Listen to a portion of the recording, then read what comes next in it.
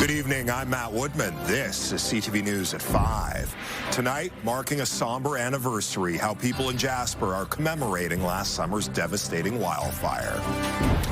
Prairie Partnership, Saskatchewan joins Alberta's movement aiming to export more natural resources. And the Prince of Darkness dies, how local metal fans are paying tribute to Ozzy Osbourne. CTV Edmonton, local breaking news with Matt Woodman. People in the town of Jasper are coming together today to reflect on the devastating wildfire that destroyed a third of their town 1 year ago. CTV's Miriam Valdez-Carletti has more on how people are feeling on the 1 year anniversary of the fire. 1 year ago, wildfire ripped through Jasper National Park, destroying a third of the mountain town and surrounding areas. People here are still grappling with the loss. It's just been an interesting year, I guess, living here post-fire. It's just changed. Everything's changed, and it'll never be the same. On Tuesday, dozens gathered to commemorate the anniversary. More than 25,000 people evacuated the national park overnight, not knowing what they'd come home to. We went straight through it, and there was ash falling on our brand new car, and I was just freaking out. The events and pain still fresh in people's minds. I remember that night so clearly, and even the weather can be so triggering when a thunderstorm comes through or when there's smoke in the sky. Some days you feel strong and good, and other days like today, it's emotional. Officials praise the determination and efforts of firefighters to battle the wildfire that grew to over 32,000 hectares. The day is not only a reflection of the past year and what was lost, but a chance to remember and honor wildland firefighter Morgan Kitchen, who was killed by a falling tree in firefight. Morgan's courage and his sacrifice will never be forgotten. After the destructive wildfire, some Jasperites chose to leave the town and start a new life elsewhere. However, 1 year later, the majority remain. Some say they stayed for community.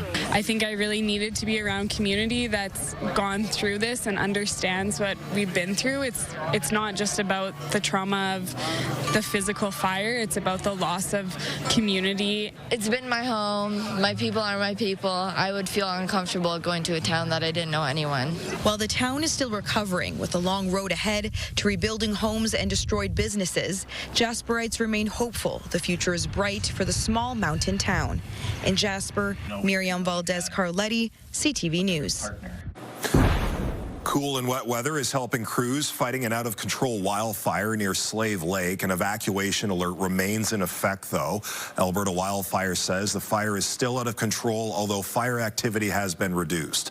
The fire is northeast of the town on the east side of Highway 88. The mayor says Alberta Forestry is flying over today to assess conditions. The entire town is under an 8-hour evacuation notice. People in the MD of Lesser Slave River are on 4-hour evacuation notice. Across the province, there are 62 wildfires currently burning. 16 are classified as out of control. Prairie provinces are partnering together. Saskatchewan is joining Alberta in its plan with Ontario to potentially build new energy and trade infrastructure. Premier Danielle Smith says the agreement could see the three provinces push energy exports all over the world. CTV's Connor Hogg has more.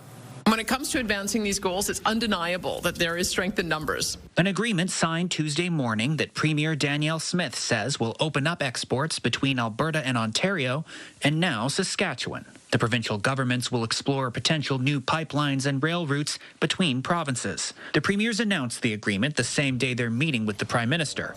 The agreement does not include the feds, but that could change. We cannot achieve our shared provincial goals without cooperation from the federal government. Alberta knows this, Saskatchewan knows this, Ontario knows this, and it's time for the federal government to acknowledge it as well. It is us coming together as provinces, and we would very much hope to work alongside the Prime Minister Carney and his government in changing that. We need the federal government to fix its broken regulatory environment and streamline approvals. In a statement to CTV News, the Canadian Association of Petroleum Producers says in part that this agreement is a significant step forward in uniting Canada behind a shared vision to bring Canada's energy and resources to new markets. One political analyst says that most can agree interprovincial trade is good. Pipelines are another matter. It's one thing to say we should increase trade across provinces. It's another thing to say we should build pipelines. We have a lot positive to do in this country, building this country in a way, building one Canadian economy. In meetings Tuesday afternoon, Prime Minister Mark Carney says trade talks with the United States are ongoing.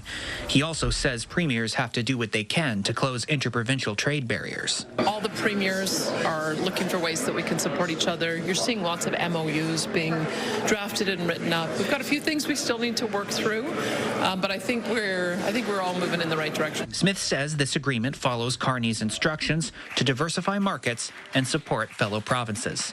Connor Hogg, CTV News, Edmonton. Federal Conservative leader Pierre Poilievre says the long list of names on his by-election ballot is a blatant abuse of democracy. More than 100 candidates sponsored by the Longest Ballot Committee are registered to run against Poilievre in the Battle River Crowfoot by-election. Poilievre is seeking a seat in the House of Commons after losing his Ontario riding of Carleton in the spring election. The Longest Ballot group also targeted that riding. The advocacy group has flooded other ballots in the past as a way to protest election rules. In a letter to the government House leader, Poilievre asks the Liberals to pass a law requiring a candidate to get signatures from 0.5% of the riding's population, not just 100 signatures. The Conservatives also want each signature to be exclusive to one candidate and for riding agents to represent one person at a time. Canada Post unionized workers are voting on the latest contract offer. The head of the union in Alberta says it does not include a lot of new concessions. The Edmonton local represents nearly 3,000 unionized postal workers in Alberta. Members have until August 1st to vote on the offer. Local President James Ball says the newest contract is the same offer as the one given to them 2 years ago. It includes wage hikes of about 13% over 4 years. It also adds part-time workers Canada Post has said are necessary to keep the postal service alive. I predict that we're going to lose all sorts of full-time jobs based off of the changes they want in the short term. In the long term, it's basically going to turn our jobs to gig work. Postal workers went on strike last November for about a month until they were ordered back to work. Ball says the goal is to avoid a strike this time around. A Canada Post spokesperson said the Crown Corporation had operating losses amounting to $10 million a day through the month of June. As Alberta approaches 1,500 total measles cases, the Alberta Medical Association is urging people to protect themselves. A panel of doctors came together today to discuss the issue of measles. They're calling Alberta the measles capital of North America. Today's update saw 18 new cases across the province, bringing the total number since March to 1,472. More than 400 of those cases are in kids under the age of 5. There's this misconception that measles is a routine illness, a routine childhood illness, and it's not. Its high contagiousness and relatively high rate of complications and hospitalizations make it unique. The doctors believe measles should be declared an epidemic in Alberta. Earlier this month, the province said while the situation is being taken seriously, it continues to be managed effectively using existing public health tools. It also said declaring a public health emergency is not warranted. Local metal fans are paying tribute to Ozzy Osbourne, known to fans as the godfather of heavy metal.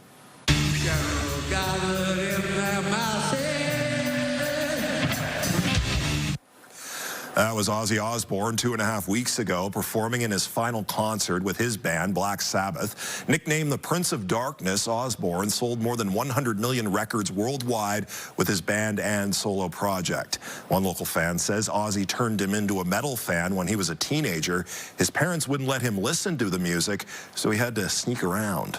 As soon as I turned 18, one of the first things I did when I graduated high school was travel to Seattle to go to Ozfest. And that was my very first Ozzy live experience.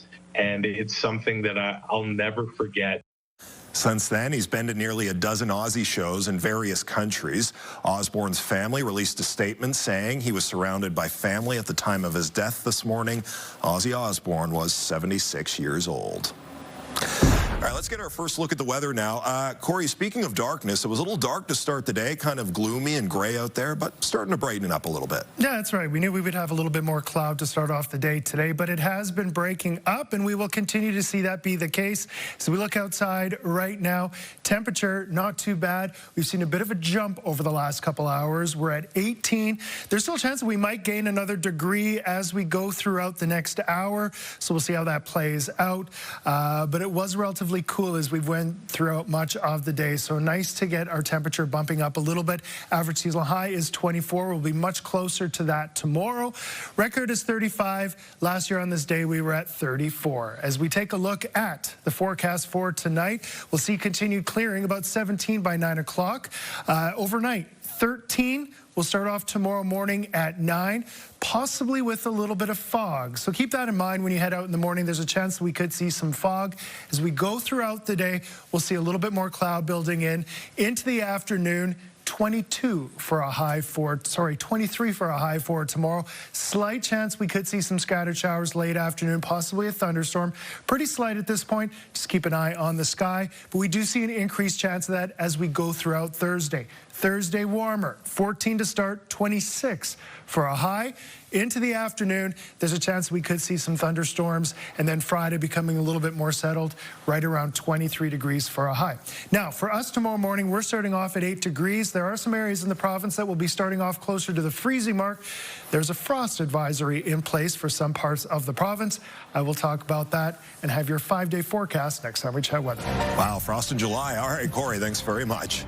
Coming up next on CTV News, restoring public art, that work that goes into fixing and maintaining statues and sculptures around Edmonton.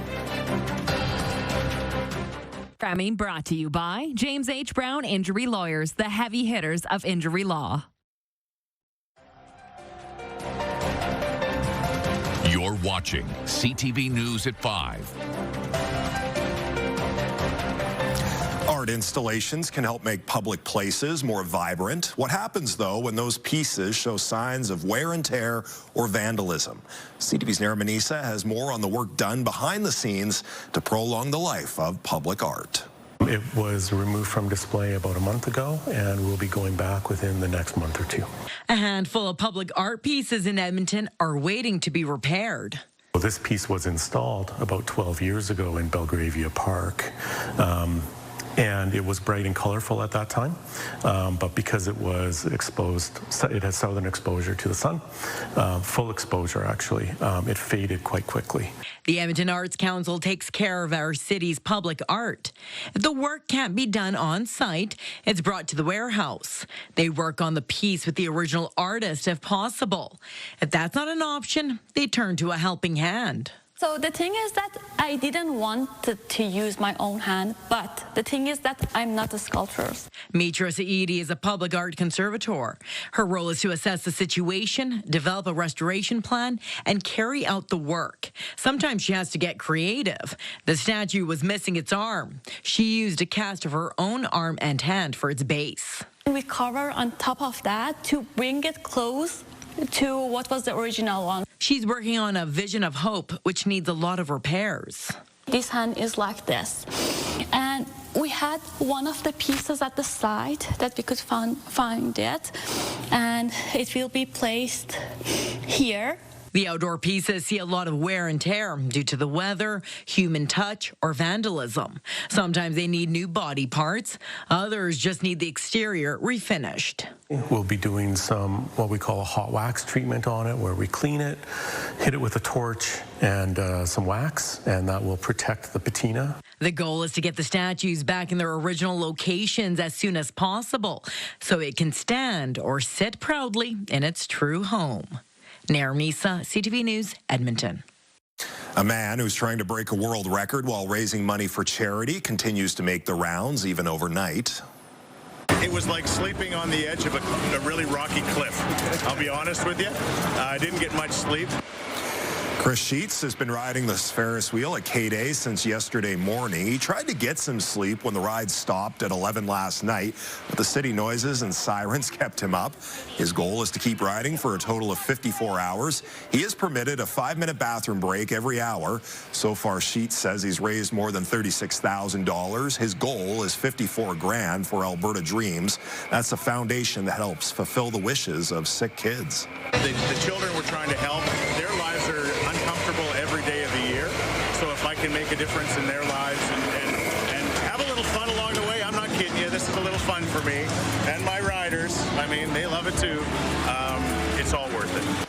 Sheets says he won't leave the Ferris wheel for good until Wednesday evening at 5 o'clock. He's estimating he'll round the Ferris wheel 1,300 times over 54 hours. Still to come tonight on CTV News, dive on in. Canada's first natural man-made outdoor swimming pool opens in Edmonton. We're using natural filters instead of chemicals like chlorine.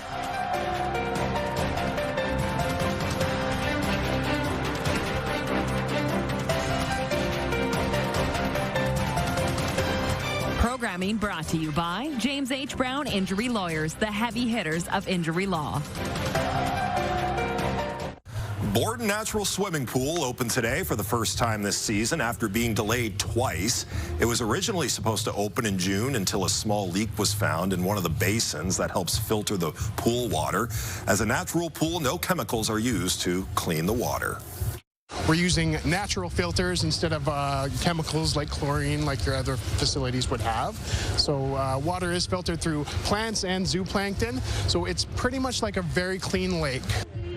The city is reminding swimmers that because Borden is a natural pool, when the weather is cooler, the water is also cooler. Corey, I was wondering where all the swimmers are today, and then you mentioned the daytime high has only reached 18 degrees. There's my answer right there. Totally. And we only reached that in the last hour. So it's been cool today. It's been a little bit gray, so people are probably staying away from the pools. But you're also talking about a frost advisory for parts of the province earlier. Yeah, not for us, but to the southwest, there could be some frost. There's some overnight lows that'll be getting closer to the freezing mark. So at least that's not for us. We'll take a look at that shortly. Right now, you are taking a live look through the Action Furnace River Valley Skycam. Action Furnace fixed right or it's free. 18 degrees right now here in the city. We could still gain another degree in the next hour as the cloud continues to break up and we get a little bit more sun. Temperature-wise to the south, cooler. Red Deer right now at 12. Calgary 10, Banff 11, Coronation 13. So some cool air to the south of us. We're getting the warm air coming in from the northwest. We've got 20s to the west and some temperatures around 21 and 23 in the north. But areas to the southwest, with temperatures already this cool and some clearing overnight, could see temperatures approach the freezing mark, and that leads to a frost advisory. So south of Edson, west of Drayton Valley, Rocky Mountain House is included in this, Olds, and then areas north of Calgary, Airdrie included in this. So vulnerable plants maybe that are still growing, you might want to cover up because that frost risk is there in those areas. Not for us here in Edmonton, although it will be a little bit chilly overnight. So we will see a lot of clearing in areas to the south of us right now. Still fairly cloudy to the south. Camrose towards Stettler, seeing some showers there. They're pulling to the east, kind of tapering out as they do that. For us here in Edmonton, partly cloudy right now. And as we take a look at the futurecast, there's the clearing to the west and southwest. So those cool temperatures that they're seeing already are just going to drop off and get even cooler. We'll be fairly clear. Our overnight low is about 8-9 degrees. So we'll still feel the chill as we go throughout the overnight period. As far as tomorrow, sun and cloud to start off, a little bit more cloud in the afternoon. With this cloud in the afternoon, a slight chance of scattered showers, better chance as you head towards Sylvan Lake, Rocky, and Red Deer. As we take a look at our forecast overnight tonight, we're heading down to 9 degrees. For us here in Edmonton, there is a chance that we could see some fog in the morning. So just keep in mind, when you head out in the morning, especially if you drive on the southwest corner of the Henday and some of the low-lying areas, you may encounter that. A little bit more cloud as we head into the afternoon. 23 for tomorrow, just a slight chance of scattered showers. Tomorrow, though, as we head into Thursday, we see a little bit more of a shift, a little bit warmer, 26 for Thursday. as we get into Thursday afternoon, a better chance of seeing some thunderstorms in the region, about a 60% chance. So it could be a little bit active Thursday afternoon. Friday, 23 with sun and cloud, and there is the weekend. Slight chance of showers Saturday, a high of 20, 23 on Sunday.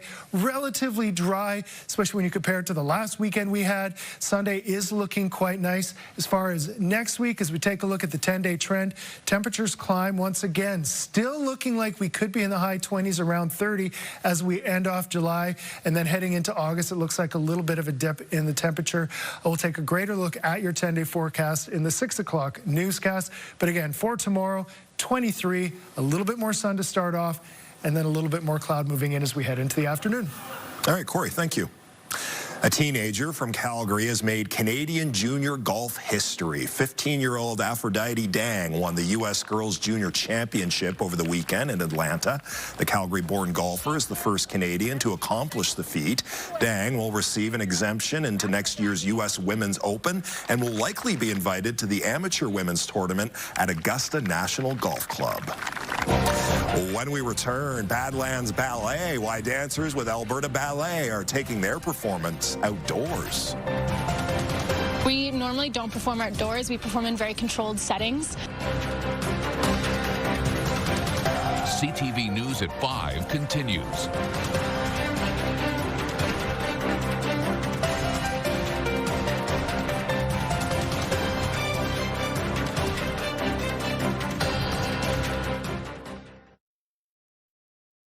Programming brought to you by Federated Co-ops. Find your summer sweepstakes. Unlock your chances to win at your local co-op. Still ahead on CTV News at 6, a former Edmonton medical officer of health says measles should be declared an epidemic in Alberta. More about what came from a medical meeting today. Also ahead, bear warnings are in effect for multiple areas in Kananaskis country, why sightings and encounters are on the rise. And a project as it gets seniors back on the bike. Those stories and much more tonight on CTV News at 6 with Jeff Hastings. The Toronto Raptors will start their preseason in Alberta. Canada's only NBA team will hold training camp from September 30th to October 3rd at the University of Calgary. The majority of the sessions will be closed to the public. The team will have an open practice on the last day. The last time the Raptors were in Calgary was for a preseason game against the Denver Nuggets in 2016. The Nuggets will also return to Canada to play against the Raptors in a preseason game on October 6th in Vancouver. Ballet dancers south of Edmonton are keeping a close eye on the weather forecast. While they're rehearsing inside, Alberta Ballet performers are preparing for a one-night-only showcase of Don Quixote Act 3. They'll be dancing outside this Friday at the Badlands Amphitheatre in Drumheller. We normally don't perform outdoors. We perform in very controlled settings. So this is definitely a factor that we are not used to, but something that I think excites us a lot. The amphitheater has enough seating for 2,500 people. Tickets for ballet in the Badlands are available online or the day of at the venue's gate. And that's our show. Thanks for watching. I'm Matt Woodman. CTV News continues right now.